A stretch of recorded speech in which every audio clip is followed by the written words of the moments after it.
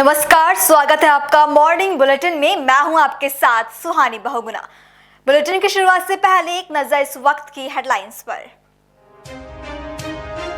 राजस्थान के सीकर के खाटू श्याम मेला परिसर में लगी आग, पहुंची दमकल गाड़ियां। नॉर्थ ईस्ट दिल्ली में दो गुटों के बीच गोलीबारी, 5 लोग घायल। हिंदुओं में भी क्रूर राजा हुए, सिर्फ औरंगजेब को क्यों किया जा रहा टारगेट, कांग्रेस नेता उदित राज का बयान। दिल्ली सीएम रेखा गुप्ता आज एलजी के साथ भलसुआ लैंडफिल साइट का करेंगी दौरा। अमेरिकी ट्रंप प्रशासन उकसावे की कार्रवाई कर रहा, बोले किम जोंग उन। हेडलाइंस के बाद चलिए अब जानते हैं खबरों को विस्तार में। खबर ओडिशा के भुवनेश्वर से है, जहां भगवान श्री जगन्नाथ से जुड़े एक मामले ने विवाद खड़ा कर दिया है। एक विदेशी महिला ने अपनी जांघ पर भगवान जगन्नाथ का टैटू बनवाया, जिससे स्थानीय लोगों और भक्तों में नाराजगी फैल गई है। ये मामला तब सामने आया जब विदेशी महिला भगवान जगन्नाथ की छवि को अपनी जांघ पर गुदवाया और उसकी तस्वीरें सोशल मीडिया पर उन्होंने साझा कर दी। हिंदू सेना ने इस मामले को गंभीर मानते हुए भुवनेश्वर के शहीद नगर पुलिस स्टेशन में शिकायत दर्ज करवाई है। उन्होंने इसे धार्मिक आस्था का उल्लंघन बताया और कड़ी से कड़ी जांच की मांग की है। एक्चुअली क्या हुआ था, कल शाम को एक आदमी, उनका नाम सुब्रत कुमार महांती, वो आके शहीद नगर थाना में रिपोर्ट किए कि हमारा जो जगन्नाथ है, प्रभु जगन्नाथ जी, उनका एक फोटो को एक टाटू बनाया, एक जो फॉरेनर लेडी, उनका जांघ में टाटू बना गया है। और ये काम हमारा जो रॉकी टाटू जो स्टूडियो है वहाँ हुआ है, तो इसीलिए उनका खिलाफ वो कार्रवाई करने के लिए इधर रिपोर्ट दिए थे। तो इस रिपोर्ट के आधार में हम तदंत किए हैं।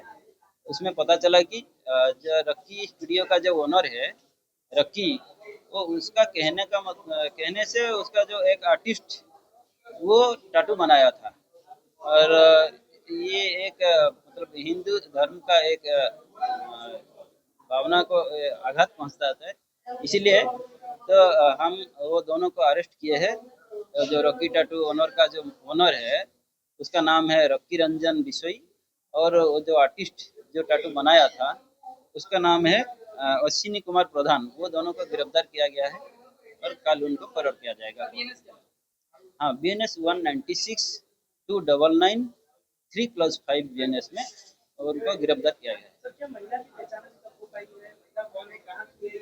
एक्चुअली उस सिलसिला में इन्वेस्टिगेशन जारी है, तो हमको जितना भी पता है, अभी वो महिला वो इटाली का है, वो आए थे, तो उसका बाद हम इन्वेस्टिगेशन करेंगे, मतलब किस लिए आए थे और किस लिए बनाया है। तो परसों बनाया गया था टाटू, शनिवार। हाँ, शनिवार। और क्या इससे पहले भी टैटू आर्टिस्ट ने टैटू बनाए हैं इस तरह के टैटू? हाँ, वो तो बनाए थे, लेकिन वो उनका कहना है ये है कि हम कभी मतलब शरीर का नीचे के हिस्सा में कभी बनाया नहीं था। तो उनको जब मना किया गया है, लेकिन वो रिक्वेस्ट किए थे कि उनका जो टाटू दिखना नहीं चाहिए, क्योंकि वो जहाँ पर काम करते हैं वो शायद उनका कुछ पाबंदी था। तो उनका कहने का मतलब उनका रिक्वेस्ट की वजह से वो उधर किया है। Hello everyone, and Jai Jagannath. I didn't want to be disrespectful. I'm a truly devotee of Lord Jagannath. I go to Mandir every day. I made a mistake, and for this I'm very sorry. I just asked the tattoo artist to have the tattoo in a hidden place, and I didn't want it to create all this situation. Very sorry for this. And as soon as it will heal, I will get it, cover it up. Forgive me for my mistake. I'm deeply, deeply sorry. Please don't threat us anymore. Thank you for your understanding. Jai Jagannath. अगली खबर झारखंड के गिरिडीह जिले से, जहां तीसरी प्रखंड के महुआ टांड गांव के निवासी मनोहर यादव एवं छोटू पंडित के घर में बीती रात को अज्ञात चोरों ने चोरी की घटना को अंजाम दिया। दरअसल चोरों ने अपने शातिर दिमाग से 11,000 वोल्ट की तार में साड़ी के टुकड़े से शॉर्ट सर्किट किया, जिसके बाद उस गांव में अंधेरा छा गया, जिसका फायदा चोरों ने उठाया। लोगों को घरों में सोता देख अंधेरे का फायदा उठाकर चोरों ने लाखों के आभूषण और कैश चोरी किए। क्या नाम है चचा? हमारा नाम छोटू पंडित है।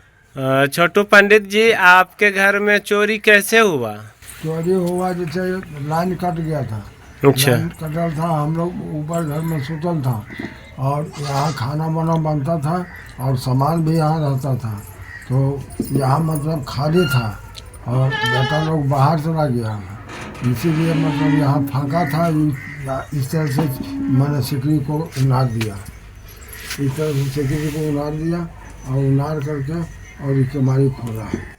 अच्छा, ये सिकड़ी जो है केवाड़ का हुक है, तो ये कैसे उनार दिया? तो वो उसके पास क्या औजार था सब नहीं कर सकते हैं। खुला हुआ था पूरा? हाँ, ये खुला हुआ था, पूरा खुला हुआ था। नहीं, ये लगल था इसमें। अभी इसको बनवाया, बनवाने के लिए इसको गए थे। अच्छा, तो कैसे आपको पता चला कि आपके घर में चोरी हुआ? जब सवेरे उठा तो देखा कि यहाँ खुला था, अच्छा, तब पता चला।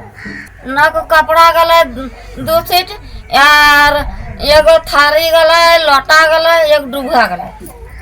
अच्छा, बक्सा ले गया था और बक्सा ले गला, 2 गो चादर चल गला। बक्सा ले गया? हाँ, बक्सा माले मोने फेंक दल के बक्सा और कपड़ा ले गला। बक्सा में क्या क्या था? बक्सा में सब उतने सामान है, कपड़ा लता है और कुछ नहीं। टका रोजी हेबेन करे की का हमने बोल टका वाले हमने कमा के खाएंगे, देख मांग के तो क्या नाम है? कांग्रेस कांग्रेस प्रसाद यादव जी, आपका घर में चोरी हुआ, क्या आपको जानकारी है कैसे चोरी हुआ? हमने जानकारी इसका घर में है कि कितना जेवर था, 4 लाख 3 लाख 5 लाख का सब इतना लगभग होगा उसका। जैसे शाम हम लोग जब बारात गए थे, बारात से आए तब देखो मैं पूरा खखर ले गया। अच्छा, फिर जानकारी कैसे हुआ कि घर यहाँ से आया, साथ आया हम लोग दियो। अच्छा, आया तो यहाँ घर आया, वो देखा कि हमारा ताला तो टूटा हुआ है, पूरा घर कमरा खुला है, ऐसे फिर कामते हुए हम घर चला गए। दोनों भाई बारात गए थे? हमारा तीनों भाई गए थे। 3 भाई? अच्छा, तीनों भाई बारात गए थे। आप लोग को घर आने के बाद जानकारी हुआ कि चोरी हुआ? चोरी हुआ, हमारा घर फर्क है, इसका घर यहाँ पर है। लेकिन अच्छा अच्छा, तो चोरी हुआ तो कहीं कंप्लेन किए, मुखिया जी वगैरह को बताएं, थाना में बताएं? हम बताएं, बताएं ना? अच्छा, ठीक है। मुखिया जी आए इंक्वायरी के लिए, जानकारी करने के लिए? नहीं आए, अभी तक नहीं आए।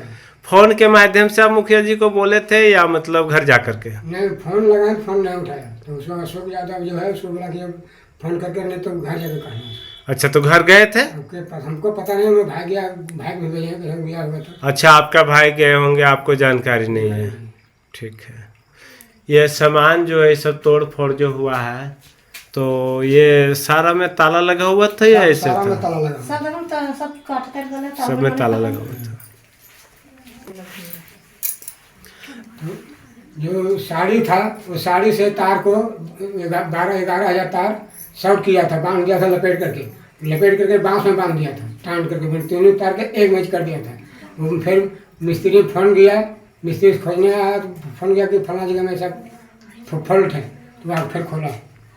अच्छा, यानी कि तार भी जो बंधा हुआ था एक गुच्छा बना करके 11,000 वोल्ट वाला, सुबह मिस्त्री आके सही किया, तो उसके पहले आपको पता चला चोरी के बारे में या तार को सही करने के बिजली देखने के बाद हुआ? नहीं, जैसे पहले पता चला, जब पहले पता चला कि यहाँ चोरी हो गया, सब कहाँ को सब लोग जुट गए यहाँ पर, तो कोई इधर गया, कोई मार मैदान गया, देखता है वहाँ तार बना हुआ है। अच्छा, सारी जेवर के नाम बता सामान 2 जोड़ा पायल है, ताबीज है, लॉकेट है, कमर खसनी है, पाथू है, बिछिया है, काना वाला है, और पैसा है, और 50 खंड वाला साड़ी है, सब एक बक्सा छुछे ढनवाना है, एक साड़ी भी है, सब ऐसा लगे बक्सा खोखर बिक ले गए। और देखा चूर चार दिले है, सब सामान अपन बेटिया के दिलिए, शौक से थी कि बेटिया ककर बेटी नहीं दे से हमार बेटिया के सब बक्सो चूर दिले है, गोदरेजो चूर दिले है, सब सामान चूर चार के धर दिले। देखे ला सब देख लो, सही बात है कि झूठ बोलो करिए, सच बोलो करिए, देख ला। और जितना सामान ले से सब टूटल फाटल ना कुछ सामान तो हेबे करो और पैसा भी हमारे बेटिया के पास में हले सो सब दे गए। लगभग कितना का नुकसान हुआ चोरी होने से? कम से कम हमारे बेटिया के 4,000 ला। आपका जेवर है पायल लॉकेट जो कमर खसनी पड्डी और कानला बिछिया और कपड़ा था ढेर दा तो 50 खंडा और सास का भी, मेरा सास मर गई है, उसका भी सारा जेवर जट्ठा था और मेरा एक के साथ रखल था, वो उतना नहीं बोल पाएगी, ठीक है। तुम एक के साथ था, सारा जेवर जेठा चला गया। लगभग 4-5 लाख का सामान मेरा घर से चोरी हो गया, अनाज पानी भी कुछ चोरी हुआ, सामान भी चला गया, ठीक है।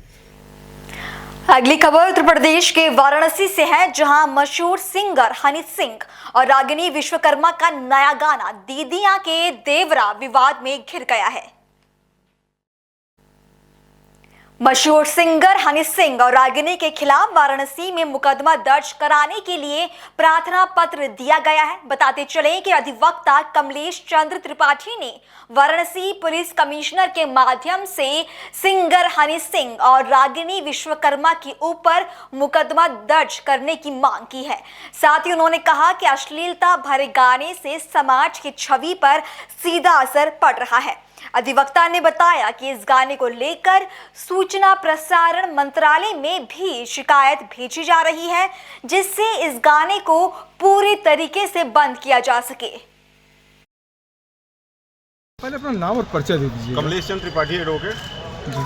जिस तरीके से देखा आज किस विषय पे आज आपने एप्लीकेशन दिया है यहाँ पे? नहीं, हमारी मांग है कि हनी सिंह और जिन्होंने ये गाना गाया है भोजपुरी में दीदिया का देवरा और ये इतनी अश्लीलता फोड़ता है, इनके खिलाफ कार्रवाई हो, मुकदमे दर्ज है, FIR दर्ज इन लोगों के खिलाफ। ये भाषा को नष्ट कर रहे हैं, हमारी संस्कृति को नष्ट कर रहे हैं, हमारी मर्यादा को नष्ट कर रहे हैं। और जो रिश्ते हमारे हैं, जो देवर और भाभी के, जो देखें हमारा जो मर्यादा पुरुषोत्तम है भगवान राम है, उन्हीं से हमारा पूरा समाज चलता है। और उसमें जो भाभी और देवर के रिश्ते परिभाषित है, वो लक्ष्मण और सीता जी का चित्र आप देख लें। और आप किस प्रकार का संगीत गा रहे हैं, कौन सा संदेश आप देना चाह रहे हैं। तो हम भोजपुरी को आपने मखौल बना के रख दिया है, उसके प्रति घृणा लोगों में फैल रही है कि भोजपुरी का स्तर ये है कि सिर्फ अश्लीलता पूर्णता के लिए प्रयोग की जा रही है जी। तो इनके खिलाफ कार्रवाई हो, इनकी सिर्फ एक लालसा होती है, हमको पैसा मिले, हमको प्रसिद्धि प्राप्त हो, मान्यता चाहे जहाँ तक पहुँच जाए। हनी सिंह एक चर्चित चेहरे हैं इसमें, अगर देखा जाए जिस तरीके से अगर ये भोजपुरी के गानों में तब तो आवश्यक कार्रवाई होनी चाहिए, क्योंकि हनी सिंह चर्चित चेहरे हैं। चर्चित चेहरे अगर इस प्रकार का कोई कृत्य करते हैं तो उसका दुष्प्रभाव समाज में ज़्यादा पड़ता है, ज़्यादा लोगों तक वो संदेश जाता है। तो इनके लोगों को कठोर दंडात्मक कार्रवाई होनी चाहिए। आपके चर्चित चेहरे का मतलब ये तो नहीं कि आप कोई भी कार्य करने के लिए आपको जो है फ्रीडम मिल जाता है। आप सही गलत कुछ करें, आप रिश्तों को नष्ट भ्रष्ट कर दें, आप नैतिक मूल्यों को नष्ट कर दें, आप हमारी संस्कृति को नष्ट कर दें, ये आप चर्चित चेहरे का मतलब ये तो है नहीं। भोजपुरी गानों में इस तरीके की अश्लीलता पहले भी देखी जा रही थी, अब इसके बाद अब हनी सिंह भी उतर चुके हैं। नहीं, हनी सिंह उतरे और उनका गाना आप सुन लीजिए, किस प्रकार का गाना है वो और ये क्या कहना चाह रहे हैं। और सामान्य स्त्री या पुरुष सुन ले तो शर्म आ जाती है, उसको उसकी नजरें झुक जाती नीचे। अब इस प्रकार संगीत पूरी जगह बज रहा है वो जी। देखा जाए तो रागिनी विश्वकर्मा भी इनके साथ साथ सहयोगी। नहीं, मुकदमा होना चाहिए, उनके खिलाफ भी दांडिक कार्रवाई होनी चाहिए। इस प्रकार का गीत संगीत बनाने क्या मतलब? भोजपुरी का मतलब सिर्फ ये कि आप फूहड़ गाने बनाइए, फूहड़ गाने लोगों तक परोसिए। भोजपुरी भाषा यहीं तक तो है नहीं, आप और कुछ नहीं कर सकते, सिर्फ यही आपको फूहड़ता दिखानी है, क्योंकि आपको पैसा चाहिए, आपको प्रसिद्धि चाहिए जी। किस दिया है यहाँ पे? हमने दिया CP महोदय को दिया प्रार्थना पत्र, इनके खिलाफ मुकदमा दर्ज हो जी। और प्रसारण मंत्री से भी, केंद्रीय सूचना प्रसारण मंत्री से मेरी मांग है कि नहीं, इस गानों को समस्त प्रसार माध्यमों पर प्रतिबंधित करें। ये पत्रक मैंने दिया है CP महोदय। तमाम जो युवा जो है इस पर रील्स भी बना रहे हैं, तमाम सोशल मीडिया पे गाने वायरल हो रहे हैं, ट्रेंडिंग में चल रहा है। कहा है कि अगर हनी सिंह मतलब एक सेलिब्रिटी है तो सेलिब्रिटी का प्रभाव समाज में ज्यादा पड़ता है, युवाओं पर ज्यादा पड़ता है, इसी वजह से ज्यादा नुकसान हमारा है। इसलिए ऐसे लोगों के खिलाफ कार्रवाई होनी ताकि ऐसा कृत्य रुके, आगे कोई ऐसी हिमाकत न कर सके। खबरों का सिलसिला आगे भी जारी है, फिलहाल रुकेंगे छोटे से ब्रेक के लिए।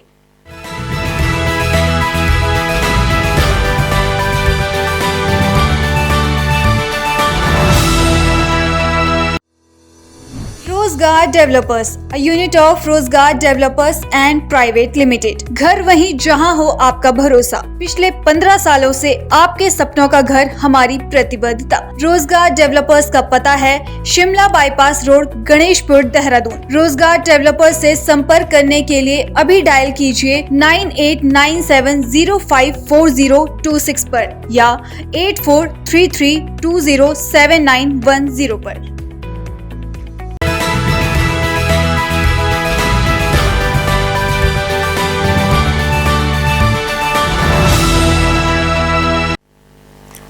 बाद एक बार फिर से आपका स्वागत है। खबर राजस्थान के बीकानेर से है, जहां वर्ल्ड हियरिंग डे के मौके पर बीकानेर संभाग के सबसे बड़े अस्पताल पीबीएम अस्पताल के नाक कान और गला रोग विभाग में वर्ल्ड हियरिंग डे यानी कि विश्व श्रवण दिवस मनाया गया। इस मौके पर हॉस्पिटल अधीक्षक सुरेंद्र कुमार वर्मा, नाक कान गला रोग विभाग अध्यक्ष डॉक्टर गौरव गुप्ता और सरदार पटेल मेडिकल कॉलेज प्राचार्य डॉक्टर गुंजन सोनी उपलब्ध रहे। इस मौके पर देखिए पल्स 24 न्यूज की एक खास रिपोर्ट। नमस्कार, मैं हूं योगेश कुमार, पल्स 24 न्यूज संभाग बीकानेर आपका हार्दिक स्वागत करता हूं। आज 3 मार्च 2025 को वर्ल्ड हियरिंग डे के मौके पर हम बीकानेर संभाग के सबसे बड़े अस्पताल पीबीएम अस्पताल के ईएनटी विभाग अध्यक्ष डॉक्टर गौरव गुप्ता जी के साथ बैठे हैं। डॉक्टर गौरव गुप्ता जी, आज हम बताएंगे कि ये दिवस क्यों मनाया जाता है, और एक जो दूसरी बात मैं आप लोगों से शेयर करना चाहूंगा वो ये है कि डॉक्टर गौरव गुप्ता सर कॉकरेन इम्प्लांट 201 नंबर पूरा कर चुके हैं, यानी कि लगभग 201 लोगों का, बच्चों का जो जन्म से बोल सुन नहीं सकते, ऑपरेशन ये सफलतापूर्वक कर चुके हैं। जी सर, स्वागत है आपका पल्स 24 न्यूज में। सबसे पहले तो आपको बहुत बहुत बधाई देना चाहूंगा, ये बहुत ही अच्छा नंबर जो आपने अचीव किया है उसके लिए। और पहले मैं ये चाहूंगा कि आप हमारे श्रोताओं को बताएं कि वर्ल्ड हियरिंग डे क्यों मनाया जाता है। जी, वर्ल्ड हियरिंग डे हर साल WHO की तरफ से 3 मार्च को मनाया जाता है। ये है विश्व श्रवण दिवस, जिसमें हम लोग जागरूकता पैदा करते हैं सुनाई के बारे में कि सुनाई एक ऐसा सेंस है जो एक आदमी को दूसरे से कनेक्ट करता है। तो जब बच्चा पैदा होता है वहां से लेके जब तक हम जीते हैं तो डिफरेंट लेवल पे हमारी सुनाई की कमी आ सकती है, बहुत सारे रोगों की वजह से या साउंड एक्सपोजर की वजह से, बहुत सारे ऐसे कारण होते हैं। तो ये एक दिवस ऐसा मनाया जाता है जिससे लोगों को जागरूक किया जा सकता है कि कैसे वो अपनी सुनाई की क्षमता का ध्यान रख सकें, और अगर किसी की सुनाई में कमी है तो पहले से ही उसको जानकर, उसको पहचान कर उसका तुरंत से इलाज कराया जा सके, ताकि जब तक पेशेंट, जब तक मरीज, जब तक एक नॉर्मल आदमी जीवित है वो अपनी पूर्ण सुनाई की क्षमता के साथ जीवित रहे। और जैसे आपने कहा कॉकलियर इम्प्लांट के बारे में, तो कॉकलियर इम्प्लांट एक ऐसा प्रोसीजर है जिसमें हम जो बच्चे सुन नहीं पाते, बोल नहीं पाते जन्मजात, उन लोगों का एक यंत्र होता है कॉकलियर इम्प्लांट, वो एक इम्प्लांट करके उसको सुनाई दिलवाते हैं। फिर उसके बाद वो एक स्पीच थेरेपी का एक प्रोसेस होता है जो कि 2 साल तक रेगुलर चलता है, जिसके बाद बच्चे सुन सकते हैं, बोल सकते हैं, नॉर्मल मेन स्ट्रीम में इंटीग्रेट हो सकते हैं। तो अच्छी बात यह है कि सरकार की तरफ से बहुत अच्छा एड दिया जाता है, क्योंकि ये बहुत ही महंगा यंत्र है, लेकिन सरकार की तरफ से इस तरह की योजनाएं हैं जिससे जरूरतमंद लोगों को ये फ्री ऑफ कॉस्ट मिलता है। और जैसा कि आज हम लोगों ने अपने डिपार्टमेंट में इतना अच्छा प्रोग्राम ऑर्गेनाइज किया, तो इसमें हमारे principal sir, superintendent sir college के, हॉस्पिटल के सब लोग और हमारे ईएनटी विभाग के चिकित्सकगण सब सम्मिलित थे। ऐसे हमने कॉकलियर इम्प्लांट बच्चों को बुलाया जिन्होंने इतनी अच्छी अच्छी प्रस्तुतियां दी, रंगारंग प्रस्तुतियां दी। तो देखने का मतलब ये था कि ऐसे बच्चों में कॉन्फिडेंस कितना डेवलप हो गया। अब वो बच्चे जो बिल्कुल सुन नहीं सकते थे, बोल नहीं सकते थे, वो सुन पा रहे हैं, बोल पा रहे हैं, कम्युनिकेट कर पा रहे हैं, नॉर्मल स्कूल जा पा रहे हैं, और अपना कॉन्फिडेंस इतना बूस्ट कर लिया है कि वो लोगों को फेस कर पाते हैं। तो ये कॉकलियर इम्प्लांट का मैजिक है। जी सर, बहुत ही नैतिक काम, बहुत ही अच्छा सामाजिक जो आप काम कर रहे हैं सर। और दूसरा, जैसे अभी अपने स्पीच में प्रिंसिपल सर गुंजन सोनी जी ने बताया कि यहाँ पर जो ईएनटी डिपार्टमेंट में पर्टिकुलरली आपके एफर्ट्स से, उनके एफर्ट्स से जो मशीनरी लगी हुई है वो लेटेस्ट है, और मतलब यहाँ तक मैंने सुना है कि एशिया में, मतलब इस पूरे बेल्ट में कहीं नहीं है वो मशीनरी। इसके बारे में बताएं सर। ये एक बहुत अच्छा इनिशिएटिव था हमारे कॉलेज की तरफ से कि कुछ एक ऐसा मॉड्यूलर डेडिकेटेड कॉकलियर इम्प्लांट रोटी बनाया जाए जो केवल कॉकलियर इम्प्लांट के लिए हो। तो सुपर स्पेशलिटी ब्लॉक में गवर्नमेंट द्वारा, प्रिंसिपल सर के सहयोग द्वारा हमें एक सेपरेट रोटी मिला है जो कि एक world class dedicated modular cochlear implant रोटी है, जो केवल कॉकलियर इम्प्लांट वाले दिन ही खुलता है। क्योंकि कॉकलियर इम्प्लांट एक ऐसा प्रोसीजर है जिसमें स्टेरिलिटी बहुत अटमोस्ट इंपॉर्टेंस रखती है। तो और खासतौर से जैसे ही हम लोगों ने वो ओटी बनाया तो उसके लिए मशीनरी की आवश्यकता थी। तो बहुत लेटेस्ट हाईटेक मशीनें हमारे पास अवेलेबल है, जिसका प्रोक्योरमेंट इंडिया में सबसे पहले बीकानेर में हुआ था। हालांकि अब वो और जगह भी, बड़ी जगह आ चुकी है, लेकिन हाँ, we were the first to install those instruments in Bikaner in India. So एक बड़ी बात थी, एक अचीवमेंट था अल्टीमेटली। लेकिन अचीवमेंट्स अपनी जगह, लेकिन गोल इस सब का एक ही होता है कि जो भी जरूरतमंद जनता है, जो भी जरूरतमंद बच्चे हैं, जो भी जरूरतमंद मरीज हैं, हम उनका समय रहते सही तरह से उपचार कर सकें, ताकि कोई भी बच्चा, कोई भी पेशेंट ऐसा नहीं रहे जो सुन नहीं सकता, बोल नहीं सकता। हम सभी को समान रूप से सुनने का अधिकार देना चाहते हैं और सभी एक साथ मिलकर उसी एम की तरफ आगे जाते हैं। जी, बहुत ही अच्छा डॉक्टर साहब। अब जैसे ऑलरेडी गवर्नमेंट की तरफ से इतनी सुविधाएं दी जा रही हैं इस इम्प्लांट को लेकर के, फिर भी अगर आप कभी आपको ऐसा कुछ लगता है कि ये चीज इसमें और होनी चाहिए, इस तरह से और कुछ किया जा सकता है? जी, जब हमने इम्प्लांट शुरू किया था तो केवल हम लोग इम्प्लांट ही गवर्नमेंट की तरफ से होता था। धीरे धीरे करके हम लोगों ने जो इम्प्लांट से पहले के प्रोसीजर्स हैं, जो भी और रिक्वायरमेंट्स है वो सम्मिलित कराई, इम्प्लांट के बाद की जो रिक्वायरमेंट्स है वो सम्मिलित कराई। तो जैसे अभी राजस्थान एक ऐसा राज्य है जिसमें बहुत अच्छा कॉकलियर इम्प्लांट की पॉलिसी है और बहुत अच्छी तरीके से ये इम्प्लीमेंट की गई है। फिर भी जैसे जैसे कोई छोटी मोटी चीजें इस योजनाओं में हम लोगों को सम्मिलित करानी होती है तो हम अपना प्रेजेंटेशन सरकार को देते हैं, गवर्नमेंट को देते हैं और वो तुरंत से शामिल कर लेते हैं। लेकिन एट प्रेजेंट मैं कहूंगा कि राजस्थान का कॉकलियर इम्प्लांट प्रोग्राम देश के बहुत एक दो चुनिंदा कार्यक्रमों में से एक है जो इतना सफलतापूर्वक चल रहा है। इतनी सारी उसमें जो रिक्वायरमेंट होती हैं, इतना सारे जो कंपोनेंट्स होते हैं, उन सबको एक साथ ध्यान में रखते हुए चलने वाला प्रोग्राम राजस्थान में एक या दो राज्य ऐसे हैं राजस्थान के साथ जो इसमें अग्रणी स्थान रखते हैं। जी, आपको सर कितने वर्ष हो गए कॉकलियर इम्प्लांट करते हुए? जी, हम लोगों ने यहाँ 2015-16 में ये इम्प्लांट प्रोग्राम शुरू किया था। उसके बाद से निरंतर ये अपने डिपार्टमेंट में निःशुल्क जारी है। इम्प्लांट के दौरान कोई ऐसा केस रहा जिसमें आपको लगा कि ये बहुत टिपिकल केस था? जी, जिन बच्चों की सुनाई नहीं होती जन्मजात, तो कई तरह के स्ट्रक्चरल डिफरेंस भी होते हैं अंदर वाले कान में, जिसको हम कॉकलिया कहते हैं। तो अलग अलग चुनौतियां, हर केस एक चुनौती भरा केस होता है, जरूरी नहीं कि हर केस सिंपल हो। तो ऐसे कई केस आते हैं जो हमारी टेक्निकल टर्मिनोलॉजी में होता है कि माल फॉर्मेशंस होते हैं या और कई तरह की दिक्कतें आती हैं।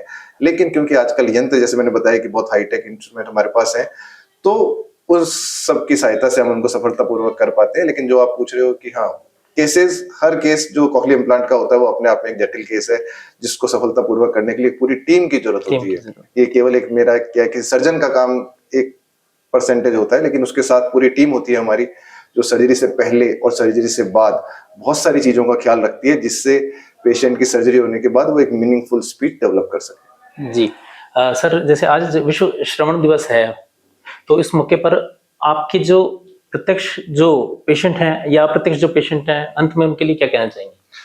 यही कहना चाहेंगे कि एक इस बारे में जागरूकता फैलाई जाए, ऐसे माता पिता को और ऐसी कम्युनिटी में जागरूकता फैलाई जाए कि कभी भी, क्योंकि इस सब इम्प्लांट प्रोग्राम हो या किसी भी तरह की श्रवण बाध्यता हो, उसका इलाज सबसे अच्छा तभी पॉसिबल है कि समय रहते उसका पता चले कि हमें किसी सुनाई कम दे रहा है। तो अभी आपने सुना डॉक्टर गौरव गुप्ता से पल्स 24 न्यूज की खास बातचीत। अगली खबर का रुख करेंगे। खबर उत्तर प्रदेश के अलीगढ़ के थाना सिविल लाइन से है, जहां विद्युत कर्मचारियों के निजीकरण को लेकर महानगर के लाल डिग्गी ऑफिस पर किसान और मजदूर सभा के नेताओं और कर्मचारियों ने निजीकरण के खिलाफ जोरदार प्रदर्शन किया।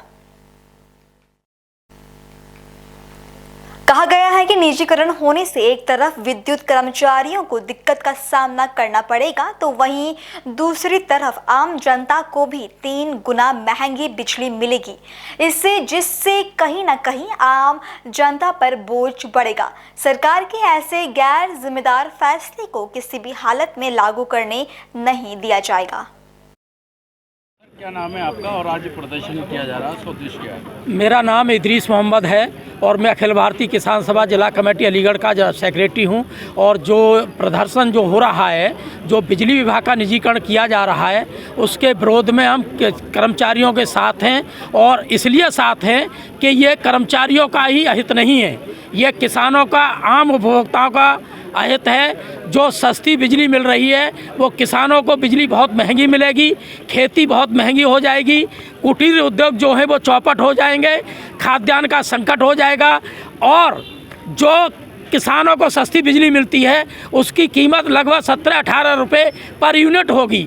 और जब 17-18 रुपये पर यूनिट बिजली होगी तो किसान के ट्यूबवेल का बिल अगर सरकार कहती है कि हम माफ़ करेंगे तो 1000 यूनिट वो महीने में देंगे, लेकिन किसान की जो खपत है वो लगभग 3000 यूनिट होगी। 3000 यूनिट जब होगी तो 1000 कट जाएगा और 2000 यूनिट का जब बिल उसे देना पड़ेगा महीने का, तो वो 20 से 25 हज़ार रुपये पर महीने का आएगा। तो किसान खेती नहीं कर पाएगा, देश में खाद्यान्न संकट होगा। और जो कुटीर उद्योग है, चक्की है, स्पेलर है या अन्य जो वाहन है, जो बिजली जो हमारी ज़िंदगी का एक हिस्सा है, बगैर इसके हमारा जीवन नहीं चल सकता है, वो दूभर हो जाएगा, आदमी मरने के कगार पर होगा और खाद्यान्न संकट पैदा होगा, बेरोजगारी फैलेगी। और ये निजी जो लठैत हैं, जो पैसा आज हम 6-6 महीना जमा नहीं होता किसान का और छूट का इंतज़ार देखते हैं, लेकिन वो भी हर महीना उसे जमा करना पड़ेगा, तो 30-32 हज़ार रुपये किसान की फसल जब 6 महीने पे आती है, जब वो जमा करता है, जब भी नहीं कर पाता है तो वो हर महीना कैसे करेगा। तो उसके ऊपर जो बाउंसर प्राइवेट कंपनियों के जो लठैत होंगे, जिनको हम लठैत कहते हैं, जो बाउंसर कहलाते हैं अंग्रेजी भाषा में, वो घरों में घुसेंगे, वहाँ जो सामान रखा है उसे ले जाएंगे, मवेशी को ले जाएंगे, और जो बचेगा राजस्व विभाग को उसकी आरसी चली जाएगी और उनकी ज़मीनें नीलाम हो जाएंगी, कुर्की हो जाएगी। तो वो ज़मीनों को कृषि संकट पैदा करेगी और वो ज़मीनें भी निजी हाथों में चली जाएंगी, जो कारपोरेट के हाथ में चली जाएंगी।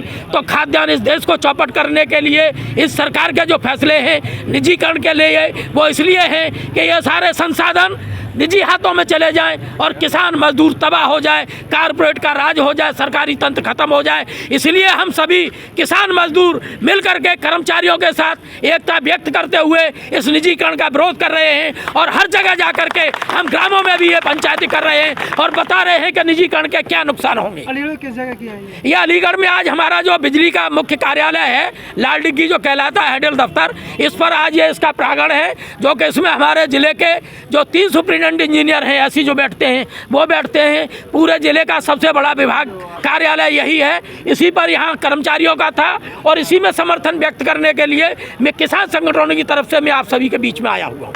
कब तक रहेगा प्रदर्शन? ये प्रदर्शन जब तक सरकार निजीकरण का फैसला वापस नहीं ले लेती है, जब तक ये आंदोलन रहेगा। हम किसान मजदूर और विद्युत उपभोक्ता सभी मिलकर के उनके कंधे से कंधे मिलाकर इस लड़ाई का विरोध करते रहेंगे और आखिर तक इनको विरोध को झेलना पड़ेगा और वापस करा के मानेंगे, उससे पहले हम पीछे नहीं हटेंगे। सर क्या नाम है आपका और यहाँ जो प्रदर्शन किया जा रहा है वो किस विषय पर किया जा रहा है? मैं अभियंता संगठन से assistant general secretary discom Dakshinanchal से सभी लोग आज उपस्थित हुए हैं अलीगढ़ लाल डिग्गी प्रांगण में। जो हमारा बिजली विभाग में निजीकरण का जो चल रहा है गवर्नमेंट की तरफ से, उसका विरोध करने के लिए खड़े हुए हैं और इसमें अधिकारी से लेके कर्मचारी, संविदा, निविदा सभी लोग जो है उपस्थित हैं इसमें, और हमारे किसान संगठन के लोग भी उपस्थित हैं। वजह क्या है सर जो प्रदर्शन करने की? वजह इसमें जो गवर्नमेंट सरकारी बिजली का जो गवर्नमेंट विभाग की बिजली है उसको निजी हाथों में सौंपने का जो कार्य किया जा रहा है, उसके विरोध में हम लोग एकत्र हुए हैं। ये कब से आपका प्रदर्शन चल रहा है? ये हमारा 95वां दिन है जब जो है निजीकरण के विरोध में प्रदर्शन चल रहा है। कब तक प्रदर्शन रहेगा? जब तक निजीकरण का निरस्त नहीं हो जाता है, निजीकरण का आदेश वापस नहीं ले लिया जाता है, तब तक हम लोग प्रदर्शन करते रहेंगे। इसमें आप लोगों से अभी तक कोई अधिकारियों से बातचीत हुई है? शुरुआत में जो बातचीत हुई थी वो बिना सिर पैर की है। इसमें जो है किसी भी तरह से उसमें कोई नतीजे नहीं है। प्रबंधन सरकार को गुमराह कर रहा है, जबकि हम लोग अच्छी से अच्छी और सस्ती बिजली पूरे जो है प्रदेश में बिजली दे रहे हैं और इसमें पूरे भारतवर्ष में जो सबसे ज़्यादा बिजली का रिकॉर्ड उत्तर प्रदेश में दिया गया है, जो 30,628 मेगावाट सबसे अधिकतम आपूर्ति की गई है। तो ये हमारे ही लोगों के द्वारा आपूर्ति की गई। हम लोग बिजली देने में और सस्ती बिजली देने में सक्षम हैं।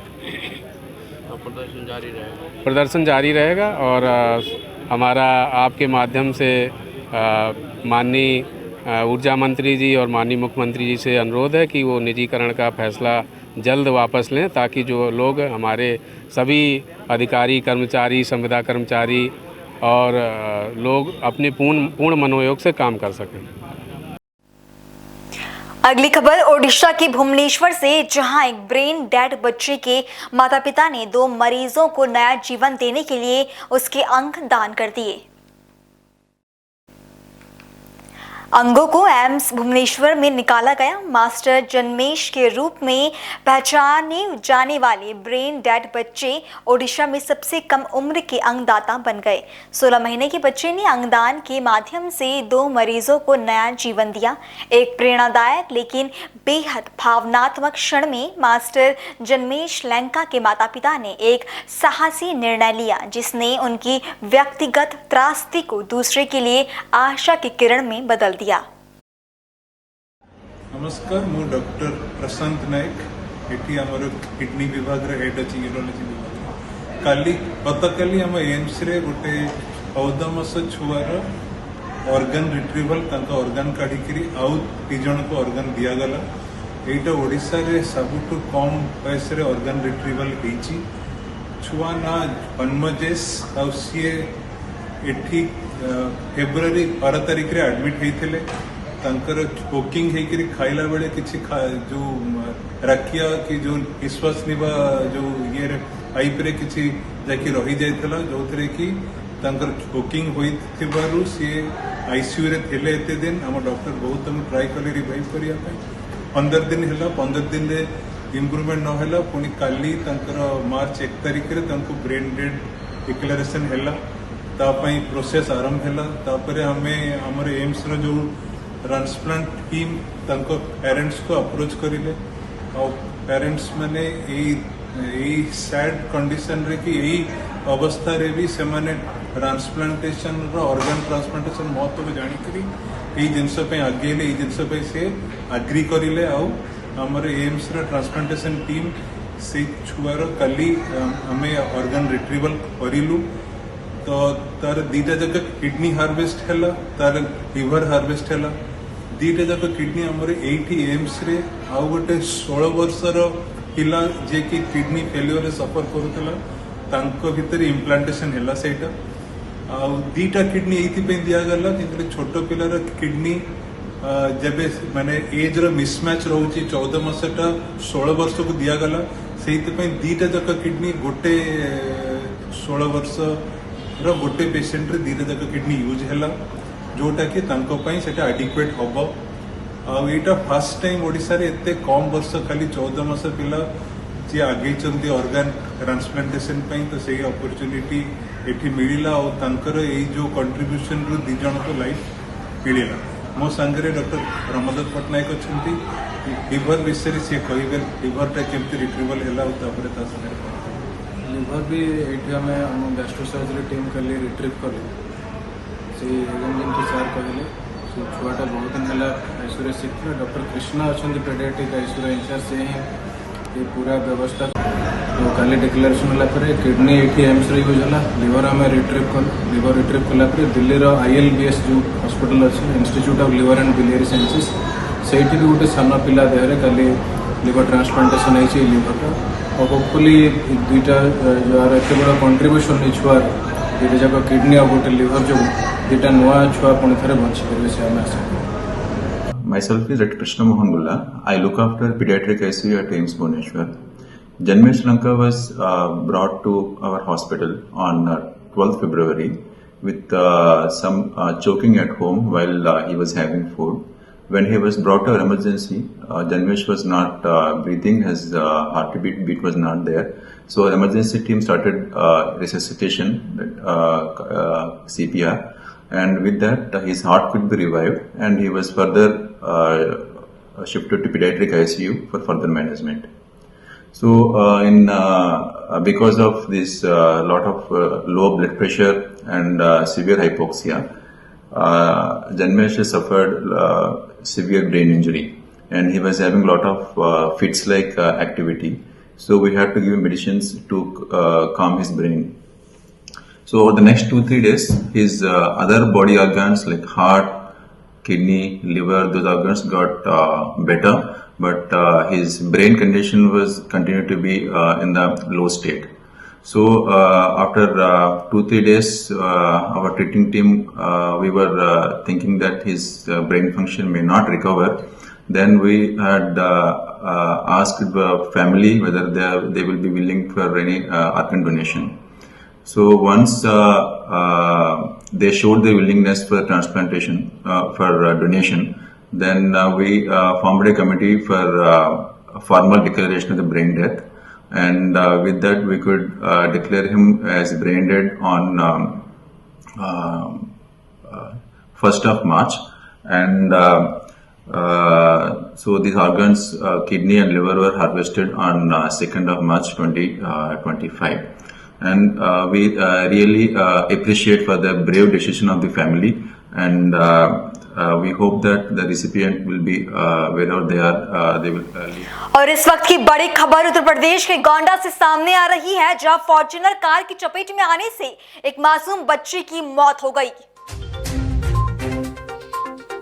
इस वक्त की बड़ी खबर भाजपा विधायक के काफिले की बताई जा रही है। फॉर्च्यूनर कार पानी लेने गई थी 4 साल की करिश्मा यादव और फॉर्च्यूनर कार की चपेट में करिश्मा आ गई। मृतका के पिता राजेश कुमार यादव ने इस बात की पुलिस में तहरीर दी।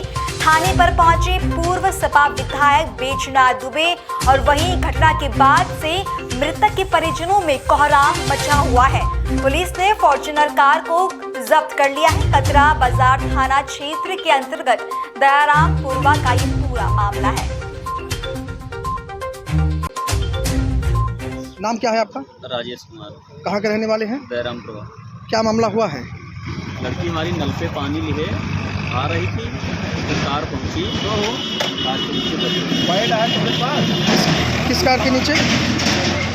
स्कॉर्पियो। किसकी थी स्कॉर्पियो? फार्चूनर। किसकी फार्चूनर थी? आपने चौकी में कोई तहरीर दिया है? हाँ। नाम क्या है बच्ची का? करिश्मा। कितने साल की है? 4। मोड़ रहे एक जने वही चलावत है ठीक सती जैसा उठी निकरिया है जैसा बिटिया हमार देखा ठीक परी रहा ददई जैसा अन कन्या उठाए हम गए दादा तैसा भाग नहीं। आप उसकी माता हैं? हाँ। तो गाड़ी में कौन कौन था ये देखी आप? चक्का आदमी रहा। किसकी गाड़ी है कुछ पता लगा? किसकी गाड़ी है कुछ पता चला? पता नहीं कोई कहा विधायक का है की का है। कौन विधायक? अरे हो पता नहीं का बावन सिंह क्या चीज? बावन सिंह विधायक। हमारा बहने रे ऐसे चलता है गाड़ी में है चढ़ाए थी नंबर बिटिया के ऊपर और ठीक है तब लोग नहीं तब पाछा घूमता कि नहीं तब देखिन बिटिया तो सब भाग गया है हाल ही ऐसी घुस गया माल दही रे। कल 2 मार्च को सायं 4 बजे थाना कटरा बाजार पुलिस को यह सूचना प्राप्त हुई कि पहाड़ापुर गांव में एक फॉर्च्यूनर गाड़ी से एक्सीडेंट हो गया है जिसमें 4 वर्ष की बच्ची की तत्काल मौके पर ही मृत्यु हो गई है। इस पर स्थानीय थाना पुलिस मौके पर पहुंची, बॉडी का पंचायतनामा भरकर पोस्टमार्टम के लिए भेज दिया गया। मौके पर तहरीर प्राप्त कर सुसंगत धाराओं पर अभियोग पंजीकृत कर लिया गया है। गाड़ी को कब्जा पुलिस ले लिया गया है। ड्राइवर को हिरासत में लेकर पूछताछ की जा रही है। मौके पर शांति व्यवस्था बनी हुई है, लॉ एंड ऑर्डर की कोई समस्या नहीं है। अन्य विधि। अगली खबर झारखंड के रांची से, जहां वित्तीय वर्ष 2025 और 26 के लिए हेमंत सोरेन एवं वित्त मंत्री राधा कृष्ण किशोर ने बजट पेश किया। कुल 1,45,400 करोड़ रुपए का बजट पेश किया गया है। पिछले वित्तीय वर्ष से 2025 और 26 वित्तीय वर्ष का बजट 13% अधिक है। इस बजट में मैया सम्मान योजना के साथ साथ शिक्षा, स्वास्थ्य, रोजगार के लिए कई बड़े ऐलान किए गए हैं।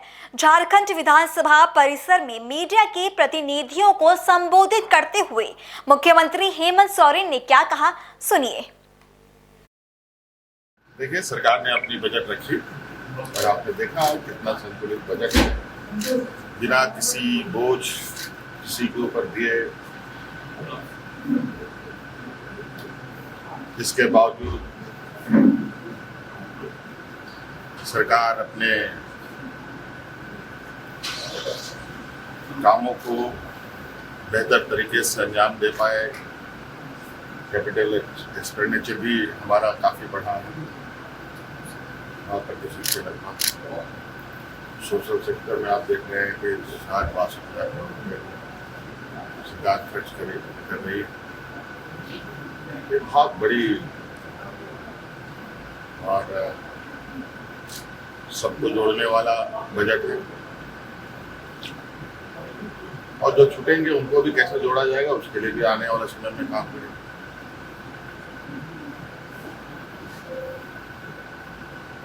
झारखंड एक पिछड़ा राज्य होते हुए अपने वित्तीय व्यवस्थाओं को आए दिन मजबूती प्रदान कर रहा है। और आज ही किसी अखबार में हमने पढ़ा है कि वित्तीय व्यवस्था हमारे राज्य की, देश के बेहतरीन प्रदर्शन करते हुए चौथे राज्यों में गिना जा रहा है। तो कई ऐसे हैं कि बहुत बड़ा बजट है, कि सबका अभी कितनी नहीं की जाएगी, फिर आपको निश्चित रूप में बताएंगे। और बड़ी खबर उत्तर प्रदेश के कन्नौज से सामने आ रही है, जहां भागवत कथा में शामिल होने पहुंचे पूर्व मंत्री पर हमला किया गया। छिबरामऊ के तिलोकपुर भागवत में पूर्व मंत्री गए हुए थे। बसपा सरकार में मंत्री रहे सतीश पाल पर हमला हुआ है। पूर्व मंत्री के गनर की काबियान छीनने की भी हमलावरों ने कोशिश की। मंत्री ने हमलावरों के खिलाफ पुलिस को तहरीर दे दी है। छिबरामऊ ब्लॉक प्रमुख पति सहित 13 लोगों पर आरोप लगाए गए हैं। एसपी से मिले मंत्री ने मामले में कड़ी कार्रवाई करने की मांग की है।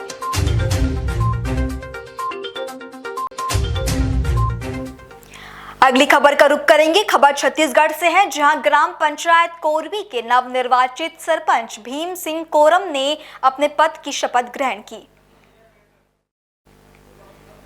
उन्होंने संविधान और कानून के प्रति अपनी निष्ठा व्यक्त करते हुए ग्राम पंचायत के विकास के लिए कार्य करने का संकल्प लिया। इस अवसर पर पंचायत के सदस्यों, स्थानीय लोगों और प्रशासनिक अधिकारियों की उपस्थिति रही। शपथ ग्रहण समारोह को लेकर क्षेत्र में उत्साह का माहौल रहा। सरपंच महोदय, आप जितने के बाद कौन सा खुशी महसूस कर रहे हैं और आपका क्या नाम है? मेरा नाम गौड़ है और मैं गांव का विकास के लिए तत्पर आगे जाना चाहता हूँ और आगे रहूँगा और सभी पंच का एक परिवार के तरह चलाकर गांव का विकास करूँगा। मेरे चैनल के माध्यम से कोई संदेश देना चाहते हैं क्या गांव वाले को? गांव वाले को संदेश वही दे रहा हूँ कि मैं सभी जने से मिलजुल कर गांव का विकास करना चाहते हैं। बुलेटिन के अंत में बात स्पोर्ट्स की खबरों की। आईसीसी चैंपियंस ट्रॉफी में आज पहला सेमीफाइनल मुकाबला खेला जाएगा। भारत और ऑस्ट्रेलिया के बीच खेले जाने वाले इस मुकाबले को लेकर दोनों ही टीमों के प्रशंसकों में भारी उत्साह देखा जा रहा है। अगर भारत ये मुकाबला जीत जाता है तो वो इस टूर्नामेंट में 5वीं बार फाइनल में पहुंचेगा। आपको बता दें कि ऑस्ट्रेलिया ने भारत को 2015 वनडे विश्व कप के सेमीफाइनल में और 2023 वनडे विश्व कप के फाइनल में हराया था। ऐसे में देखना दिलचस्प होगा कि क्या भारतीय टीम आज हिसाब बराबर कर पाएगी।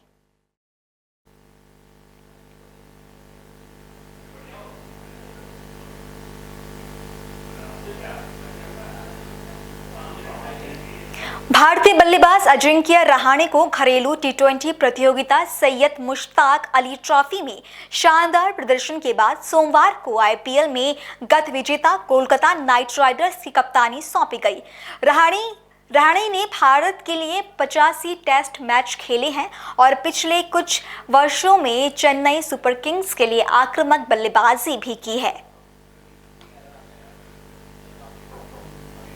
और खेल की दुनिया से एक दुखद खबर सामने आई है। मुंबई को 10 बार रणजी विजेता बनाने वाले बाएं हाथ के स्पिनर पद्माकर शिवालकर नहीं रहे। उनका 84 वर्ष की आयु में मुंबई में निधन हो गया। वो आयु संबंधी बीमारियों से जूझ रहे थे।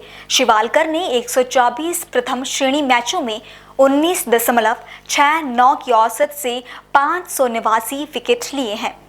शिवालकर ने साल 1961 और 62 में पहली बार प्रथम श्रेणी विकेट खेला और 47 वर्ष की आयु तक 1987 और 88 तक खेलते रहे।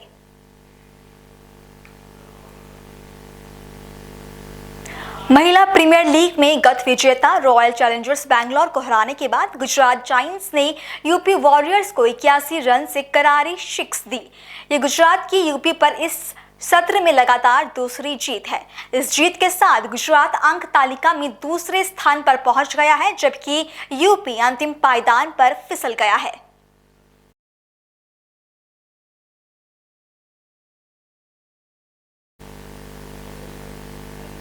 भारतीय विकेटकीपर बल्लेबाज 22 में एक भयानक कार दुर्घटना से बचने के बाद क्रिकेट के मैदान पर वापसी करने के लिए प्रतिष्ठित लॉरियस विश्व खेल पुरस्कार 2025 के come back of the year श्रेणी में नामांकित किया गया है। पुरस्कार समारोह 21 अप्रैल को मैड्रिड में होगा।